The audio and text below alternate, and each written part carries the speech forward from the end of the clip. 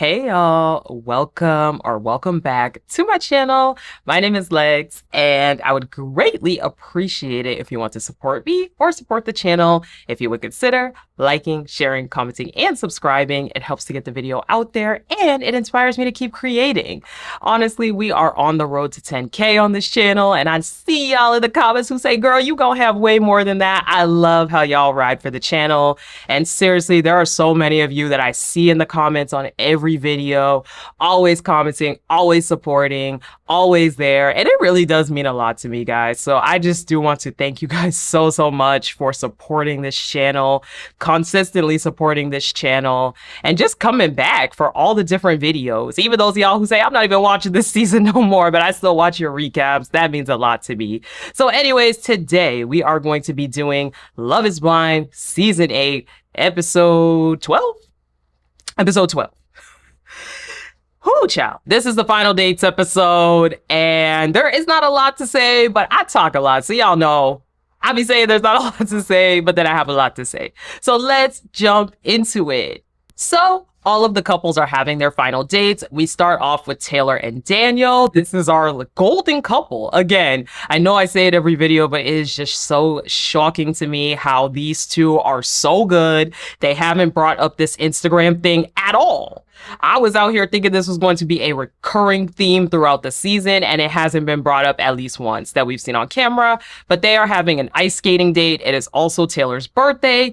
Basically, the two of them are talking about how even though they just met each other 5 weeks ago, it feels like they've known each other forever. They connect so well. They are so excited. It is truly all love over here, and I'm glad to see it. I am so glad that Taylor didn't let something as dumb as Daniel not being her ideal height stray her away from somebody who could potentially be good. And it seems like the two of them really have a lot. We don't get a lot of scenes of them, so there's not much for me to analyze or break down when it comes to them. So I just have to take their word from it for the few shots that we do get of them, that they actually are happy together. So that's what we got. So next date we have is Monica and Joey, and they are having a date at a botanical garden. It is actually very beautiful. I thought their date was the most beautiful out of all of them. Such as Ben's into Sarah, or Daniel's into Taylor. I tried to work to improve that a little bit. Did you notice that I was like... 1000% notice, yes. I was trying to get better. Now, Monica lets us know in the confessional that she is not feeling that Joey is 100% in,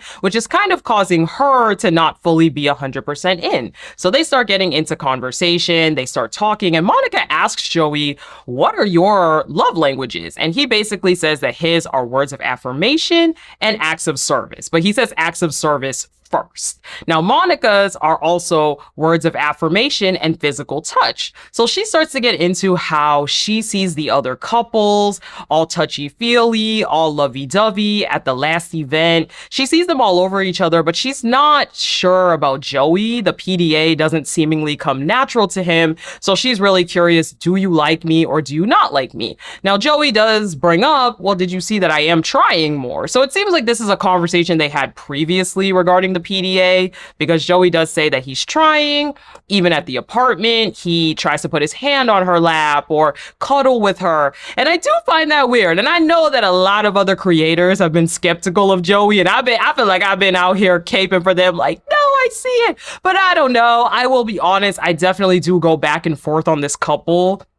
I think they have a good friendship. I think they have good banter, but maybe it is true that the actual romantic part of it is not there. And as I was watching this conversation, I don't know. I did feel a little bit like Joey is not 100% in. Maybe there is something that is blocking Joey from feeling as comfortable to be all in with Monica. It could be the conversation with the sister. It could be that left a sour taste in his mouth. It could be something of his own. And we also know that Joey takes care of his whole family, so maybe he also is a little spooked by the fact that Monica is not currently working right now. You know, she's taking care of her grandma.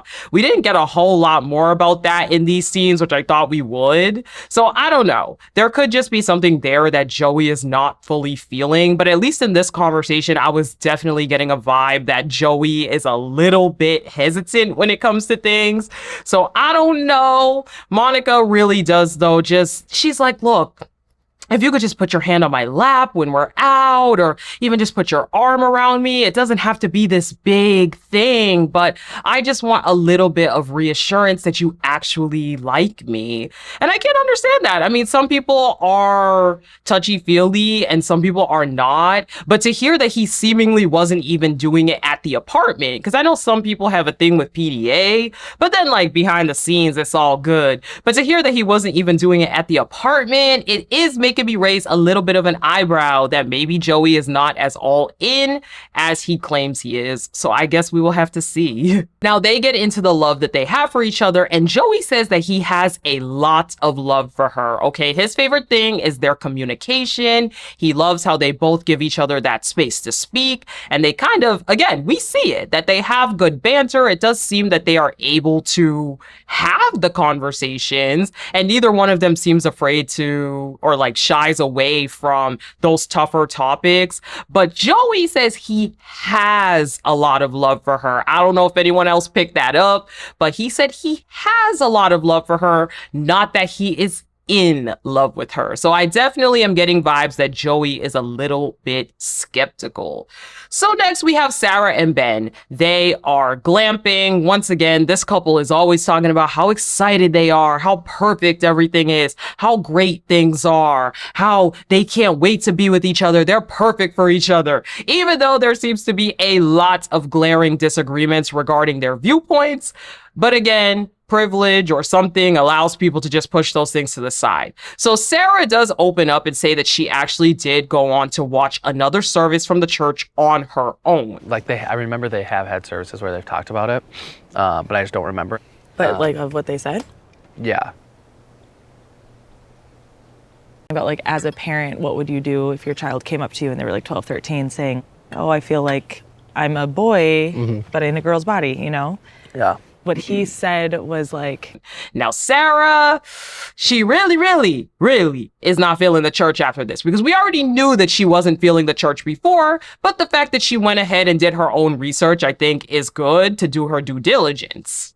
So Sarah explains that in this sermon, they were talking about LGBTQ views and that they were open to LGBTQ people coming to services, being in the church. However, it is very clear that they still lean towards traditional views. So Ben says it is difficult. It's really hard because you can't just Google a church's viewpoints. Sarah, of course, sniffs BS with that and is like, so how did you not know the viewpoints of this church, even though you've been going there so long? Ben is saying that they don't talk about that every single day, and it's not something that necessarily comes up all the time, so he forgot. And I'm sitting here like, Sarah, come on, Sarah. If you know this is your point of view and that this man goes to a traditional church, why are you even doing this? Why are you doing this? Why are you being like this? To me, again, it's very clear that something doesn't sit right with you. And part of relationships outside of just the on paper stuff, whether you agree with views on paper, is intuition. And it's very clear that because Sarah has to continue doing all this research, continue going into this, something inside of her is telling her that this guy is not on the same wavelength and viewpoints that she is regarding this stuff. That should be enough to tell you maybe this is not the person for me. So Sarah goes on to talk about how in the sermon, someone asked if a child is born the wrong gender and they feel like they should be a different gender, how would they reply? And the pastor replied, oh, God made you in a certain image, God made you a certain way, and that is basically the response. So Sarah's talking about how if somebody is overweight, I believe was her example, that people will get that person help if they really want to lose weight. So it should be the same way with gender identity and things as such. I thought her example was pretty dumb, I'm not gonna lie, but I understood where she was coming from. But again, Sarah, if you're not a Christian, Sarah, it's okay. I don't know. I feel like Sarah is trying to make herself a Christian or to align with traditional Christian values. It's like, girl, if you don't agree with them, you don't agree with them. That's okay. That's your prerogative. That's your choice. And the fact that you're trying to kind of like pander to this man and his views when it's very clear Ben doesn't care. Ben is sitting here during this entire conversation like, yeah, I see where you're coming from. I get it. I get what you mean, you know. So Sarah once again talks about how she is more progressive and it's very hard for her to deal with this kind of stuff. Ben's like, well, that's likely the reason why this doesn't actually come up that much, because they want everybody to feel included. And I'm like, man, your response cannot be they sweep it under the rug so that way everybody will come. That's not going to help in this situation. But again, I don't understand why these two are continuing to go back and forth. Ben does claim that he agrees with Sarah's point of view that people should be able to get the help or support that they need no matter what. But again, you can just tell that Ben doesn't care. He don't care. It's not his life. It's not something that affects him. And Ben has white male privilege. I will say it right here, right now. Ben has white male privilege where if something does not affect him, even if it affects his direct friend, because remember, he brought his gay friend with him. It does not matter. He does not care. So I don't know, Sarah. Again, I just don't get it. So Sarah says, look, I'm going to be for real. I've done the research. I've went into this and I have realized that for me, this is not something going to church that I'm going to be invested in that way. Maybe if we're doing something with your whole family or it's a holiday, I'd be open to go to a service. But if you got this idea that I'm going to be going to service every week, it is not happening. Sarah does try to ask Ben if he would be open to finding another church. Ben is not having any of it. Ben really does not care. He does not. It just isn't something that matters to him. And again, this is privilege at its finest right in front of your face. Okay, Ben gives some nonsensical answer about how it's not his place to tell people whether they are right or wrong. He just should be excited for the journey that they're willing to have. Sarah is like, so what does that mean, right or wrong? He's just like, look, I don't want to try to push or convince you to be anything. If you want to, you want to, and if you don't, you don't. And again, Sarah, it's just not going to happen. If it's not right, it's not right. I don't know. I feel like when it comes to this kind of stuff, if you don't agree with someone's religious and social viewpoints, you don't have to be with them. I don't know why this keeps on happening. If you disagree on all of these things, guess what, girl? There are so many other men in this world. And if he's not the one, he's not the one. There are so many other types of churches out there, Unitarian churches, whatever, New Age, progressive churches. But if he doesn't want to be a part of that, if he's in a traditional Christian church, then, cut your losses. Cut your losses. There's got to be more to it. You got to have more self-esteem and confidence within yourself. So Virginia and Devin, they are having a horse-drawn carriage. I'm trying to read my notes to see if there's anything that happened. So Virginia asks Devin, and then they have a dinner. Goodbye, and then fresh truffles. Sounds good, thank you. So is there anything you need? They go to some, one of those small plates where you get the little plates and they bring out a bunch of different meals. So Virginia's asking Devin, is there anything you want to know before the wedding? Devin says no. Virginia then says in the confessional that they have not discussed the prenup since she presented it to Devin, so she's not really sure where he's at with that. But that's about it. They both talk about how they're all in, they love each other, they're so happy. I don't know, this couple, as I said, I just don't see it on either side. I just feel like Virginia, she needs to go find her a middle-aged lawyer, early 40s, early to mid 40s lawyer. Okay, go be with him. I feel like that's more of your match than Devin. And that's no shade on Devin, because I think that Devin also should be with a different type of woman. I just feel like neither one of them is matched well. And again, hanging on by your faith. At least to me, I just feel like I have not seen that result in positive relationships for most people. Let's keep going. So they have the Bachelor and Bachelorette parties. The guys get to go to the Vikings training facility, and the girls pretend to be elderly, and they walk around Mall of America. Yes! Dan the man. Let's go! Oh!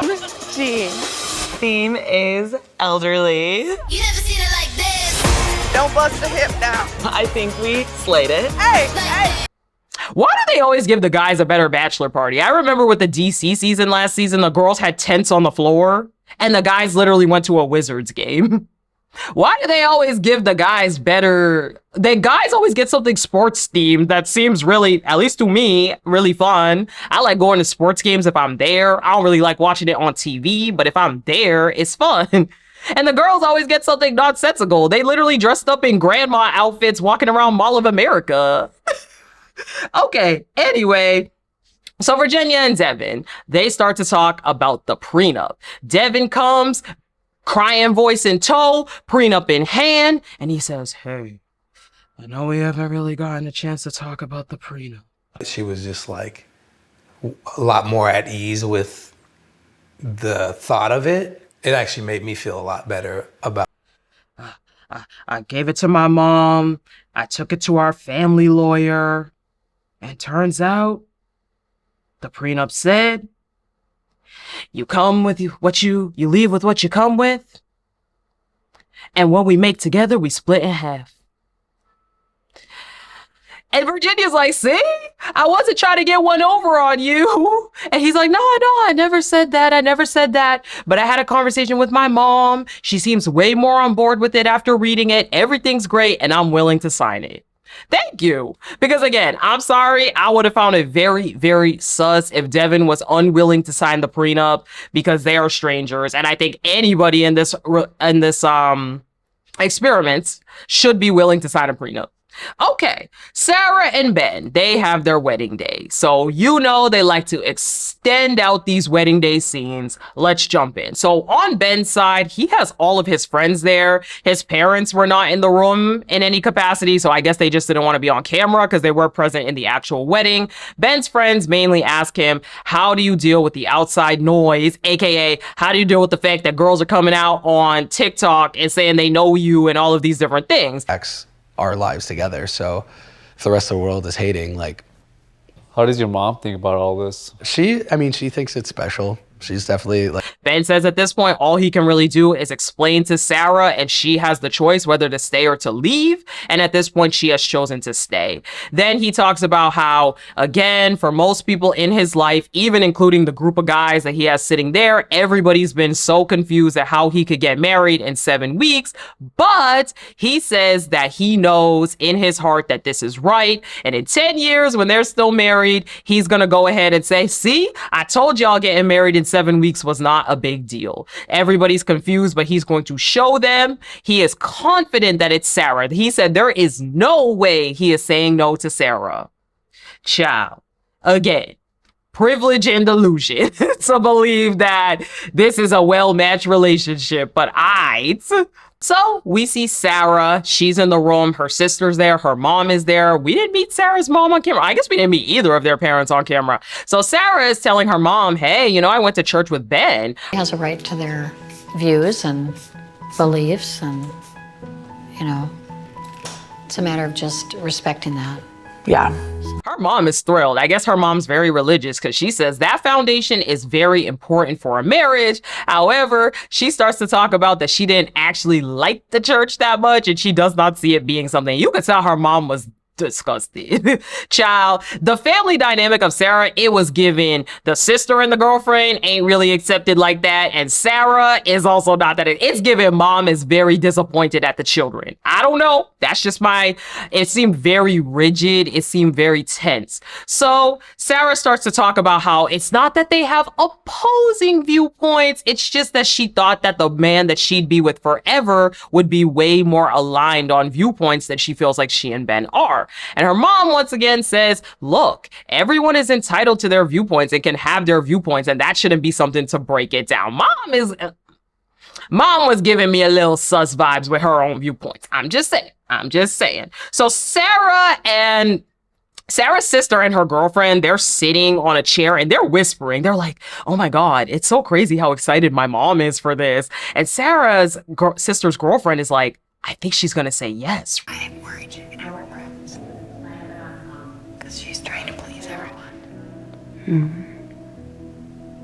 Right? And the sister's like, I think she's going to say yes because she feels like she has to. And I thought that was very insightful because I do believe that. I think that is the reason why Sarah keeps pushing with a lot of this stuff, because she feels like on paper, Ben's a good guy. But again, If Ben's not your guy, he's not your guy, and that's okay. Just because someone is a good guy on paper does not mean that they are a good match for you in reality. And I believe that even the girlfriend said that. The sister has said that. Now, Sarah's sister is very, very concerned, and she is saying, I want to let Sarah know, say yes for you. Don't say yes for other people. Say yes solely for you. So everybody gets together in the room. Sarah's stepdad shows up and he gives a really nice speech saying that Sarah was a pain in the when she was younger. He never thought this day would come, but no matter what, he is always going to support her. He never thought he never thought about it. And it was really cute. I'm not gonna lie. I was like, oh wow, I'll be having a little tear. I always like seeing when you can tell that the parents genuinely are supportive, and it seems like the stepdad is definitely more of the softer, more loving one, and the mom is more rigid. Mom was given real rigid. I don't know. I feel like mom is not as loving, and I'm not saying she doesn't love her daughter, but I just feel like she's not as open with the love. So I like to see that the stepdad said that, and Sarah's sister then chimes in at that point and says, but are you sure you want to do this? Are you sure that this is for you?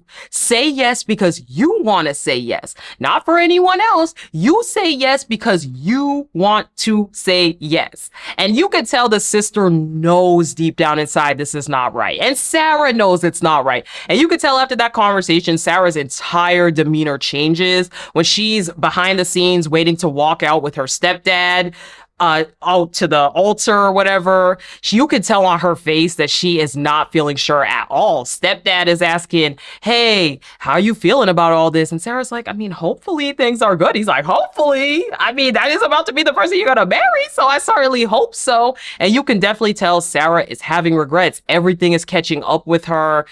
She's not feeling too good whatsoever. Her face walking down the aisle, her face as the stepdad was giving the speech, I was not seeing it. Now, Molly and Lauren were at her wedding. They were in the audience, so I just wanted to point that out. They pray before the ceremony. They start to pray. Everyone is closing their eyes, bowing their heads. Ben's into it. Sarah's eyes are open. Be with them on this joyous occasion of showing their love and making their vows as we celebrate. And she looks like she's ready to cry. She was looking down. She's looking around.